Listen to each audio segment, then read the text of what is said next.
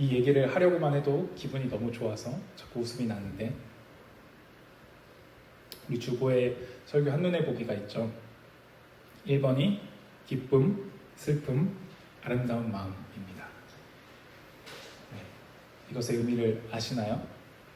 기쁨, 슬픔, 아름다운 마음. 네.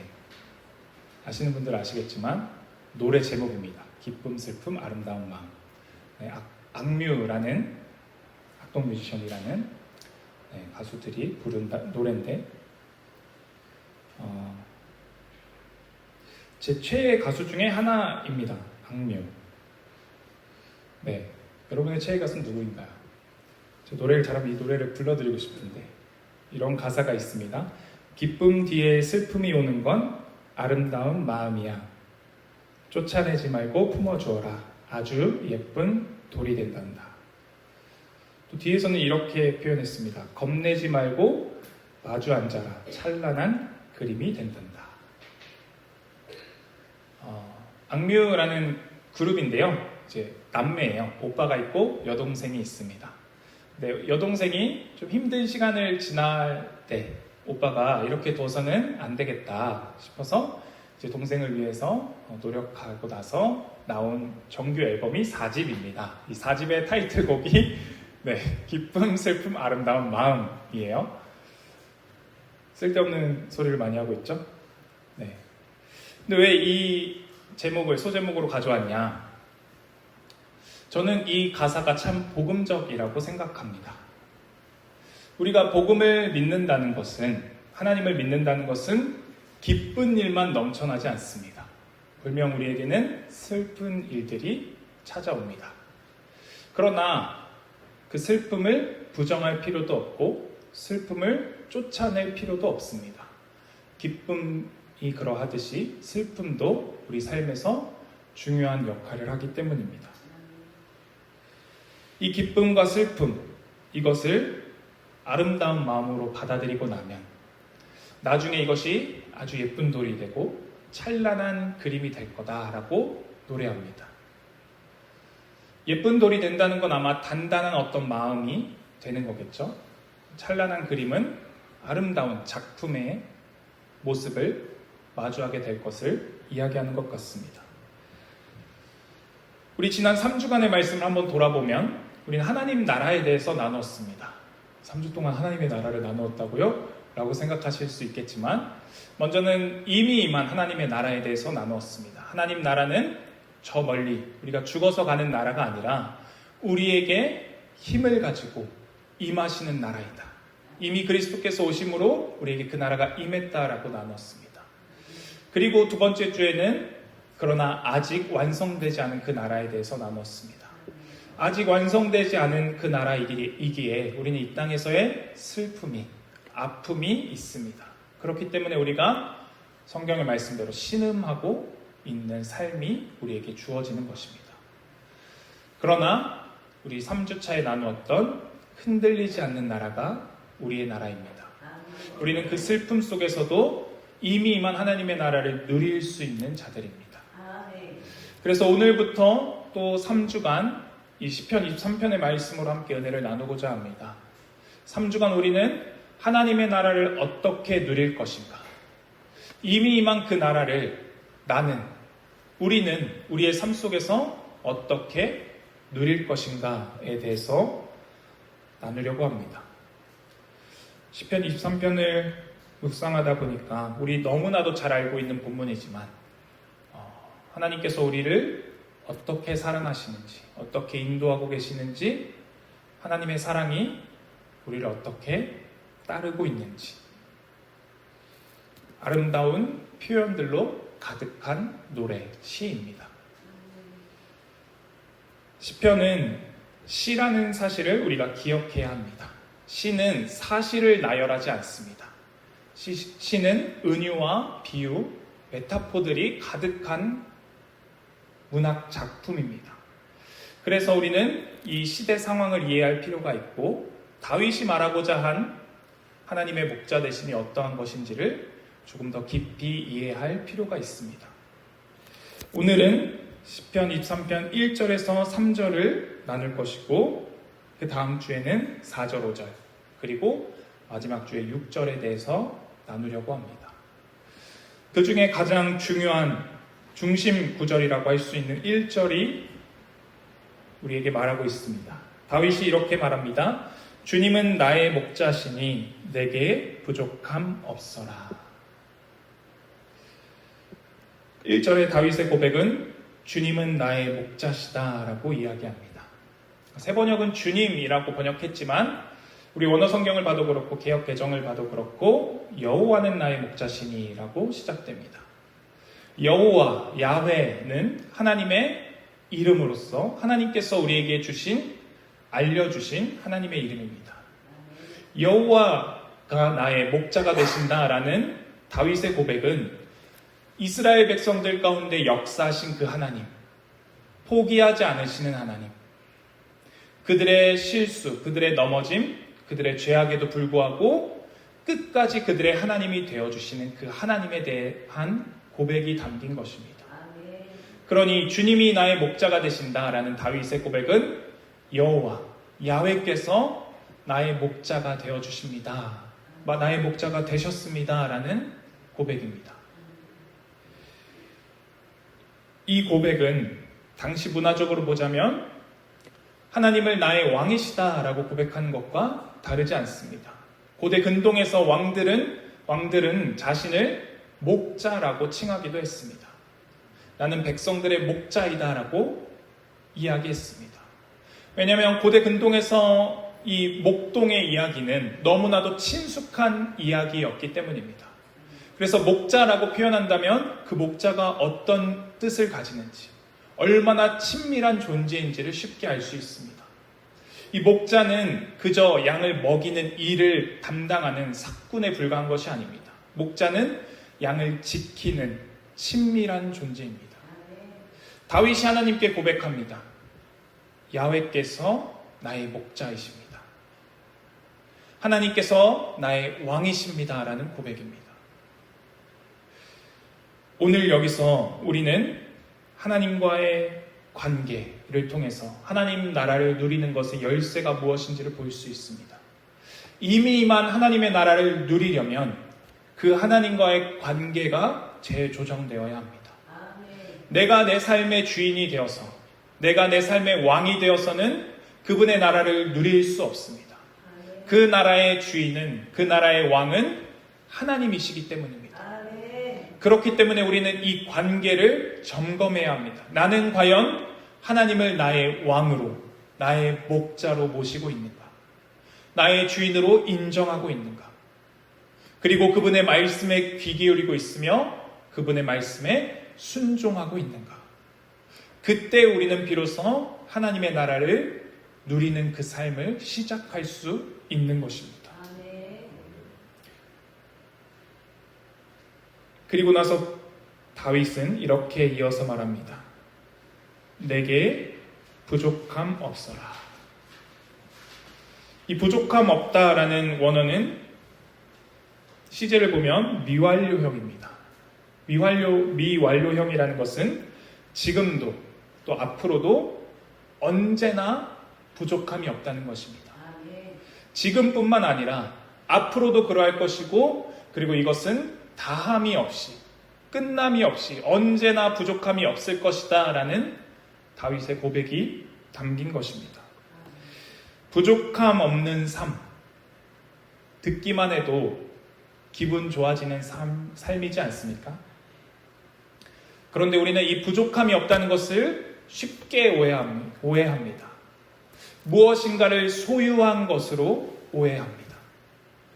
다른 사람에게 빌리지 않아도 되는, 혹은 다른 사람에게 아쉬운 소리 하지 않아도 되는 어느 정도 넉넉한 삶이라고 쉽게 생각합니다. 그러나 이 부족함이 없다는 것은 관계에서 오는 것이지 소유에서 오는 것이 아님을 기억해야 합니다. 하나님께서, 야훼께서 나의 목자가 되시니 내가 부족함이 없다라고 다윗이 고백하는 것입니다. 내가 많은 꼴을 소유해서도 아니고, 내가 많은 물을 가지고 있어서도 아니고, 내가 건강해서도 아닙니다. 하나님께서 나의 목자가 되셨기 때문에 부족함이 없다라고 고백하는 것입니다. 아멘. 우리 다윗의 삶을 한번 돌아봅시다. 다윗에게 부족함이 없었습니까? 그는 왕이 되기는 했지만 그의 삶은 언제나 부족했습니다. 사울에게 쫓기는 삶을 살아야 했고 온 이스라엘의 왕이 되기 전에는 유다의 왕으로 7년 6개월을 지내야 했습니다. 왕이 되어서는 모든 것을 다 가진 것 같았던 그는 자신이 부족하다고 생각하고는 밧세바를 범하는 죄를 짓기도 합니다. 그 죄 때문에 그의 삶에는 아들의 반역이 있었고 또다시 도망 다녀야 하는 비참한 삶이 여전히 있었습니다. 그런 그가 고백합니다. 여호와는 나의 목자시니 야훼는 나의 목자가 되셨으니 내게 부족함이 없어라 라고 고백하고 있습니다. 우리의 삶에 하나님이 주인 되실 때, 하나님이 왕이 되실 때에 비로소 부족함이 없게 됩니다. 아멘. 나의 부족함을 채우고자 다른 것들을 찾아다니면 헤맬 수밖에 없습니다. 그 헤맴의 끝을 주실 수 있는 유일한 분이 목자입니다. 아멘. 광야에서 목자 없이 꼴을 찾아낼 수 없습니다. 마실 만한 물을 찾을 수 없습니다. 그래서 2절에 다윗이 이렇게 고백합니다. 나를 푸른 풀밭에 누이시며 쉴 만한 물가로 인도하신다. 우리는 푸른 풀밭, 쉴 만한 물가 생각하면 유럽의 푸르고 넓은 그 초원을 생각합니다. 그러나 다윗이 살던 지역은 팔레스타인 지역임을 우리가 기억해야 합니다. 다윗이 목동으로서 양을 치던 땅은 광야가 더 많았고 산악지형이 더 많았습니다. 돌이 가득한 산악지형. 그곳에서 양을 먹이기 위해서는 풀이 있는 곳을 찾아야 했습니다. 그리고 양이 마실 만한 물이 있는 곳도 찾아야 했습니다.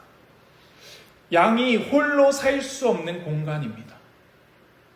양이 혼자 산다면, 목자를 잃어버린다면 광야를 헤매고 마실 물을 찾지 못해 결국에 죽고 마는 곳이었을 것입니다.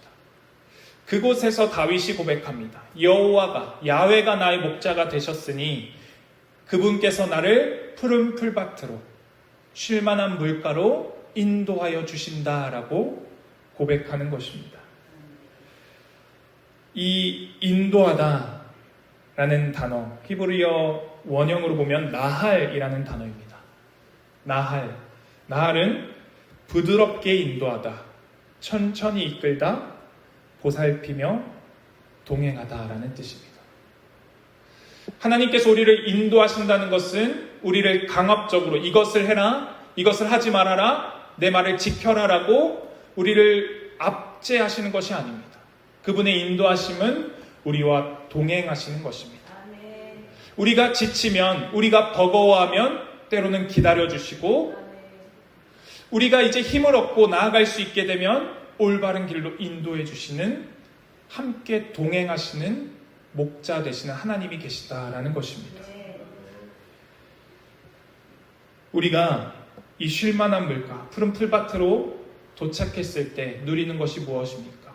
그 자리에서 우리는 그저 좋은 풍경을 누리는 것이 아닙니다. 먹고 마셔서 힘을 얻어서 소생케 되는 자리입니다. 아멘.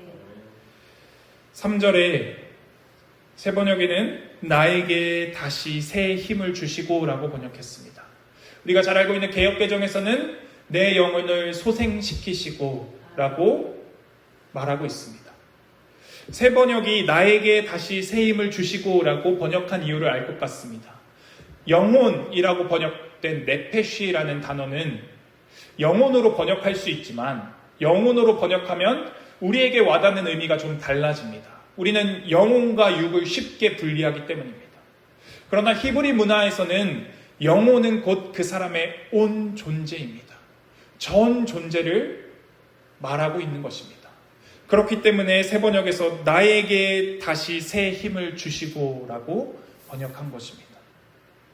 하나님은 푸른 풀밭으로 또 쉴만한 물가로 우리를 인도하셔서 그곳에서 우리의 전 존재가 다시금 소생케 하십니다. 아멘. 소생케 하신다. 다시 힘을 얻게 하신다는 것은 다시 힘을 얻어야 할 만한 상황에 빠져버렸다는 것입니다. 아멘. 소생케 되어야 하는 상황에 처하고 말았다는 것입니다. 이 세상의 삶 속에서, 죄악에 물든 삶 속에서는 우리는 소생을 필요하게 하는 그 상황에 빠질 수밖에 없습니다. 하나님은 그런 우리를 이끌고 부드럽게 친근하게 이끄셔서 우리가 소생케 될 수 있는 곳으로 인도해 주신다는 것입니다.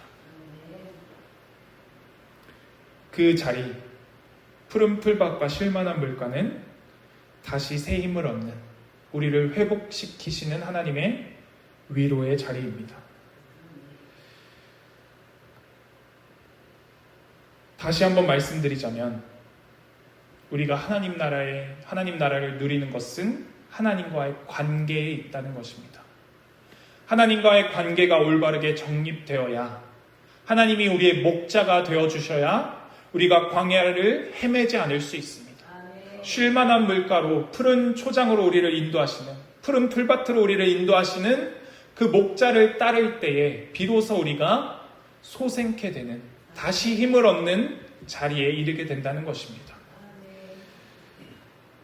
만물을 창조하신 하나님을, 만물의 주인이 되시고 만물을 운행하고 계신 하나님을 떠나서는 이 쉼을 누릴 수 없음을 기억하십시오. 아멘.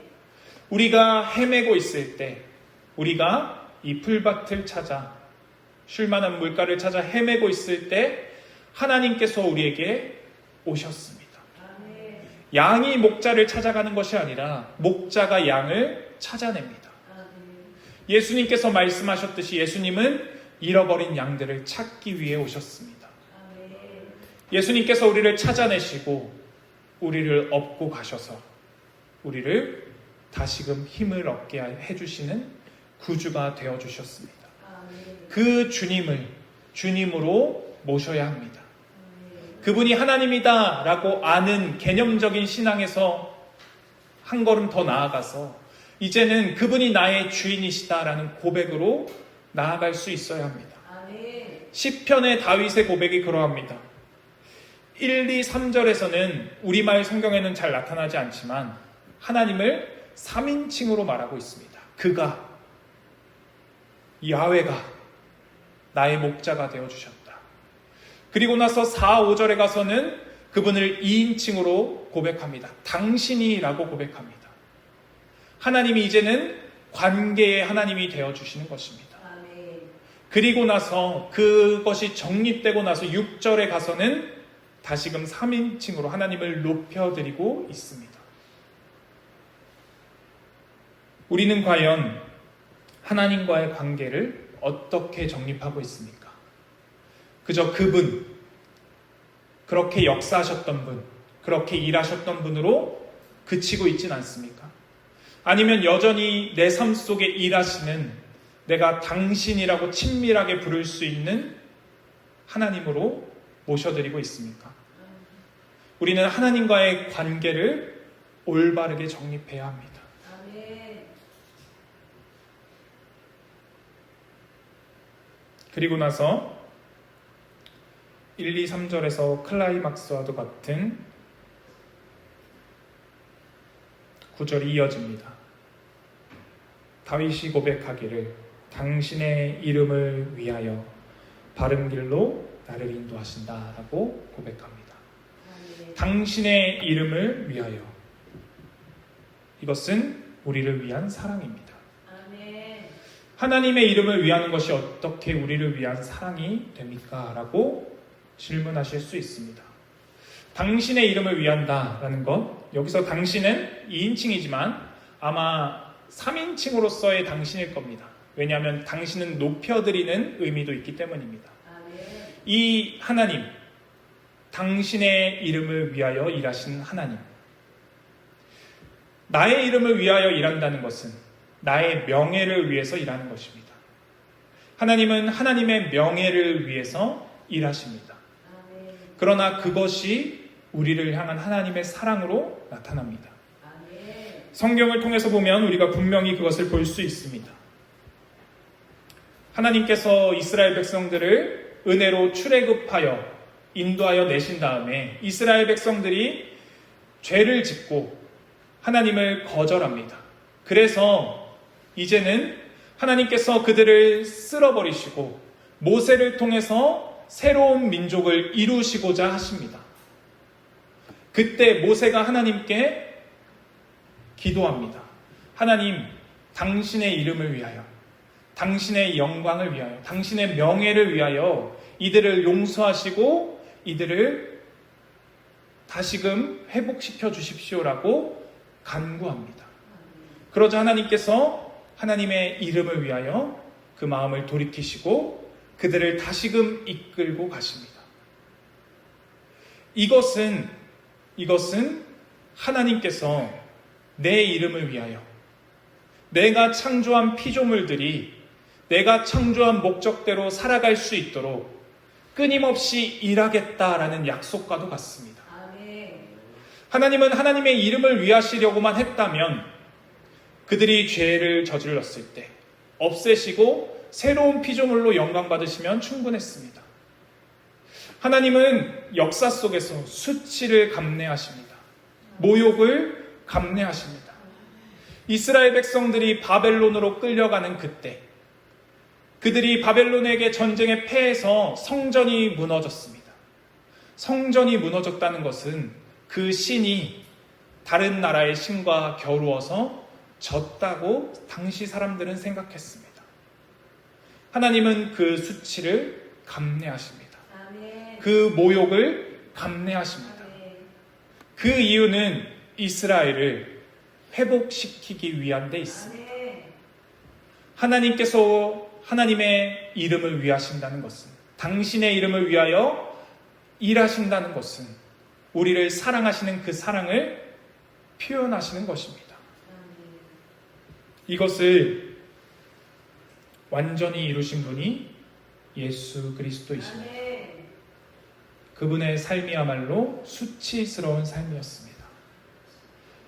우리를 구원하시기 위해 달린 십자가 위에서조차도 그분은 하나님의 아들이여거든 내려와 봐라 라는 모욕을 감내하셨어야 합니다. 그것이 하나님의 이름을 위하는 길입니다. 우리를 살리는 그 길이 우리가 회복되어져서 하나님과 올바른 관계를 맺고 하나님의 나라를 누리는 그 일이야말로 하나님의 이름이 영광스럽게 되는 길임을 하나님이 너무나도 잘 알고 계십니다. 아멘.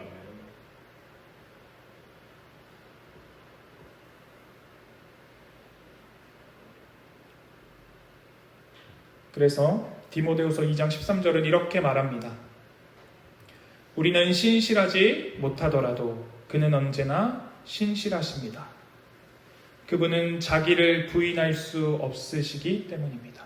아멘. 하나님은 자신을 부인하지 않으십니다. 자신의 이름을 위하여 일하십니다. 우리가 신실하지 않을 때에도 하나님은 여전히 신실하십니다. 아멘. 그 신실하심이 우리에게 사랑으로 드러나는 것입니다. 아멘. 그 하나님께서 우리를 바른 길로 분명한 목적지로 우리를 인도하여 주십니다. 아멘. 바울이 3절 하반절에 이렇게 다윗이 3절 하반절에 이렇게 고백합니다. 당신의 이름을 위하여 바른 길로 나를 인도하신다. 여기서 바른, 개역개정에서는 의의 길, 옳은 길이라고 번역된 체데크라는 단어는 관계적인 단어입니다. 어떤 추상적인 의로움, 행하는 의로움이 아니라 관계적인 올바름을 말합니다. 이것은 하나님과의 관계가 회복되어지는 것과 일맥상통합니다. 하나님을 목자로 모실 때, 하나님을 목자로서 따를 때 부족함이 없다라는 다윗의 고백처럼 하나님은 우리를 바른 길로 인도하십니다. 아멘. 어긋난 길에서 죄악으로 어그러진 길에서 우리를 바른 길로 돌아오게 하시는 은혜를 베푸시는 분이라는 것입니다. 그 하나님께서 우리를 바른 길로 인도하고 계십니다. 이 3절에서의 인도라는 단어는 히브리어로 보면 2절에서의 인도와 다른 단어입니다. 3절에서의 이 인도는 나하라는 단어입니다. 나하는 좀 더 방향성과 목적성이 뚜렷한 단어입니다. 하나님께서는 그저 우리를 부드럽게 인도하심으로 끝나지 않습니다. 그저 우리를 불쌍히 여기시고 함께 하시는 것으로 끝나지 않습니다. 하나님의 인도하심은 분명한 방향과 목적이 있습니다. 우리가 우리의 목적지가 하나님의 나라다라고 매 주일마다 광고 시간에 이야기를 나눕니다. 우리의 목적지는 분명합니다. 하나님은 우리가 하나님의 나라에서 생명을 누리시기를, 그 나라의 풍성함을 누리기를 원하고 계십니다. 하나님께서는 우리를 그 나라로, 그곳으로 인도하고 계십니다. 그러니 우리는 하나님의 나라를 누려야 합니다. 우리에게 임한 하나님의 나라는 멀리 죽어서 갈 천국이 아니라 지금 우리가 풍성하게 누릴 수 있는, 하나님께서 창조하신 그 창조가 얼마나 풍성하고 아름답고 가치 있으며 의미 있는 것인지를 누릴 수 있어야 합니다. 그 나라는 이미 우리에게 임한 나라입니다. 그 나라를 누리십시오. 그 나라를 누리는 유일한 길은 그분을 우리의 목자로 인정하는 것입니다. 그분을 우리의 왕으로 모셔드리는 것입니다. 그때가 돼서야 비로소 우리가 그 나라를 풍성히 누릴 수 있음을 기억하십시오.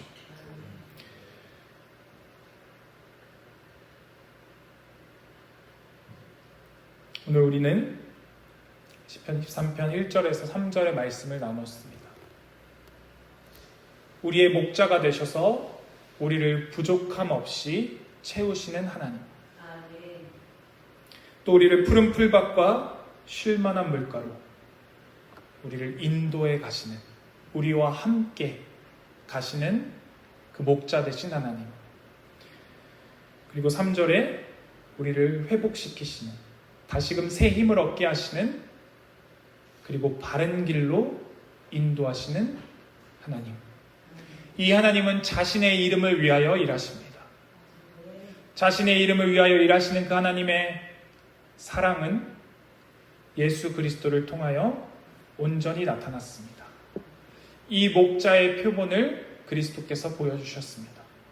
그리스도께서는 요한복음 10장에서 나는 선한 목자다라고 말씀하십니다.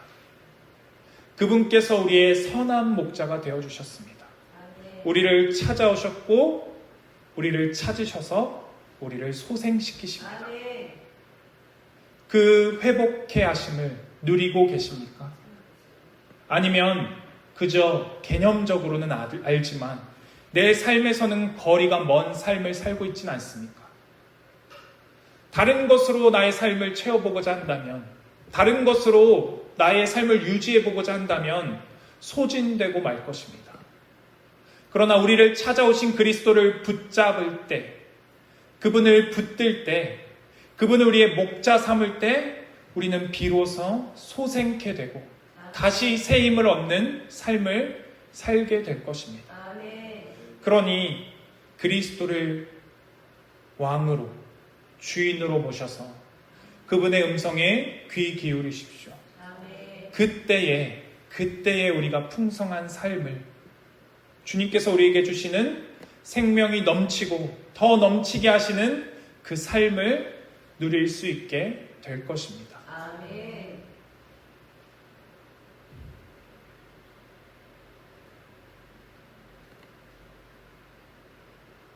오늘 1절에서 3절은 어쩌면 기쁨에 대한 이야기입니다. 이미 임한 그 나라에 대한 이야기이고 기쁘게 누릴 수 있는 그 나라에 대한 이야기입니다. 다음 주에 나눌 4절과 5절은 슬픔에 대한 이야기가 포함되어져 있습니다. 우리 삶에 있는 그 슬픔, 그 고통을 어떻게 바라볼 것인가, 어떻게 이해하고 그것을 쫓아내지 않고 마음속에 소화할 수 있을까에 대한 이야기가 담겨져 있습니다. 그러니 우리 한 주 동안 하나님의 나라를 풍성히 누려보시고 다음 주에 우리의 삶에 다가오는 슬픔과 고통을 어떻게 소화해낼지, 그곳에서 하나님은 어떤 일을 하고 계시는지 은혜를 나누며 더 깊은 하나님의 사랑을 알아가는 우리 모두가 되기를 바랍니다. 기도드리겠습니다. 하나님 아버지, 우리 오늘 시편 23편의 말씀으로 이미 임한 하나님의 나라를 누리는 것에 대해서 나누었습니다. 우리는 그 나라를 누릴 수 있는 은혜를 받았습니다. 그런데 그 나라를 누리지 못하면 우리가 얼마나 안타까운 삶이겠습니까? 주님, 우리를 긍휼히 여기시고 이미 우리를 긍휼히 여기셔서 우리의 목자가 되어 주셨으니 그 목자 되신 주님 앞으로 나아가게 하여 주시옵소서.